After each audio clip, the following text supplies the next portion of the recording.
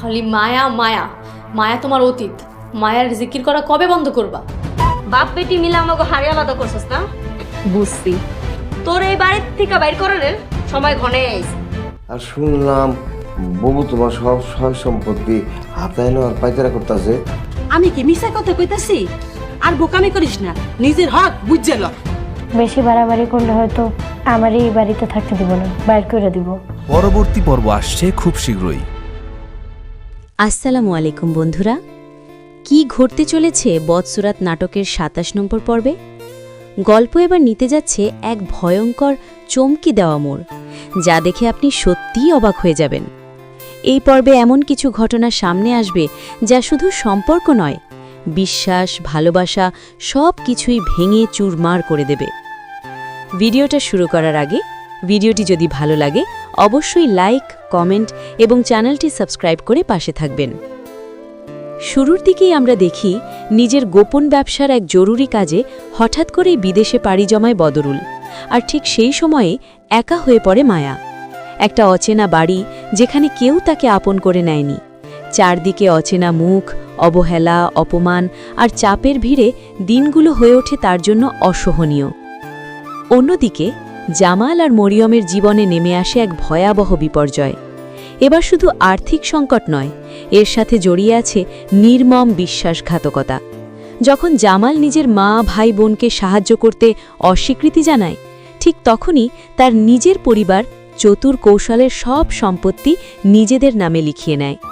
এক মুহূর্তে সব শেষ, অহংকারে ভরা জীবন পরিণত হয় নিঃস্বতায়। ঠিক এই সময় মায়ার জীবনে আসে এক নতুন পরিবর্তন। বিদেশে যাওয়ার আগে বদরুল তার জন্য রেখে যায় একটা বিশাল বিলাসবহুল বাড়ি।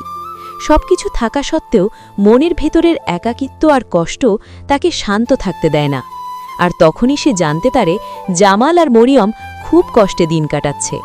এই খবর শোনার পর অতীতের সব অপমান ভুলে মায়া নেয় এক অবিশ্বাস্য সিদ্ধান্ত। সে তাদের পাশে দাঁড়ায় এবং নিজের বাড়িতেই আশ্রয় দেয়। কিন্তু সবকিছু এত সহজ ছিল না। বদরুলের পরিবার এই সিদ্ধান্ত মেনে নিতে পারে না। তাদের চোখে এটি এক বিরাট ভুল। ধীরে ধীরে বাড়ির ভেতরে তৈরি হতে থাকে উত্তেজনা, সন্দেহ, অশান্তি। এদিকে জামাল বুঝতে শুরু করে তার জীবনের সবচেয়ে বড় ভুল। সে উপলব্ধি করে একসময় সে পরিকল্পনা করেই মায়াকে ডিভোর্স দিয়েছিল। অনুশোচনায় ভেঙে পড়ে সে এবং একদিন মায়ার কাছে ক্ষমা চাইতে আসে।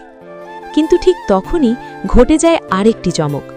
হঠাৎ করেই সেই দৃশ্য দেখে ফেলে বদরুল। তার মনে জন্ম নেয় ভয়ঙ্কর সন্দেহ। মায়া কি এখনও জামালের সাথে যুক্ত?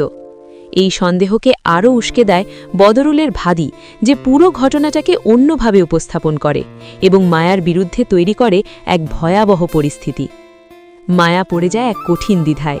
একদিকে ক্ষমা, মানবিকতা, অন্যদিকে নিজের সম্মান আর নতুন সম্পর্ক। অন্যদিকে জামাল আর মরিয়ম সত্যিই নিজেদের পরিবর্তনের চেষ্টা শুরু করে। তারা নিজেদের ভুল স্বীকার করে এবং মায়ার কাছে ক্ষমা প্রার্থনা করে। ধীরে ধীরে তাদের এই পরিবর্তন মায়ার মনকে নরম করে তোলে এবং একসময় তারা মায়ার বাড়িতেই থাকতে শুরু করে। গড়ে ওঠে এক নতুন বোঝাপড়া। কিন্তু গল্প এখানেই শেষ নয়। এই তিনজন মিলে নিতে পারে এক নতুন সিদ্ধান্ত, অতীতের সব অন্যায়ের বিরুদ্ধে দাঁড়ানোর পরিকল্পনা, যা নিয়ে যেতে পারে গল্পকে এক চূড়ান্ত পরিণতির দিকে।